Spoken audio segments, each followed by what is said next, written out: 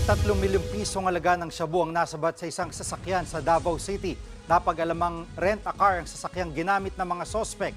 Nasa frontline balitang yan, si Bril Montalvo.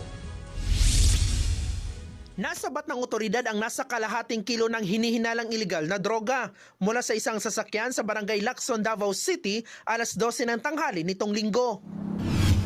Pinara ng Task Force Davao ang nasabing SUV para sa random inspection sa checkpoint sa lugar.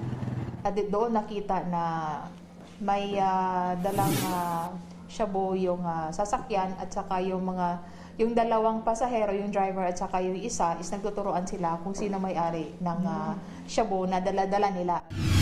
Nagkakahalaga ng higit 3 milyong piso ang nasabat na droga.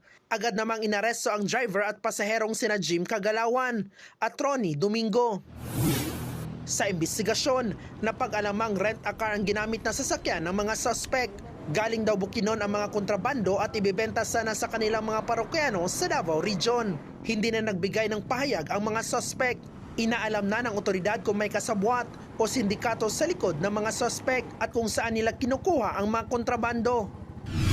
Nasa kustudiya na sila ng Kalinan Police. Mahaharap sila sa reklamong paglabag sa Comprehensive Dangerous Drugs Act. Nagbabalita mula sa Frontline, Bril Montalvo, News 5. Mga kapatid, Jiggy Manikad po, iba na ang may alam at may pakialam sa panahon ngayon. Para sa konkreto, kumpleto at komprehensibong balitaan sa Frontline, mag-follow at mag-subscribe sa social media pages ng News 5.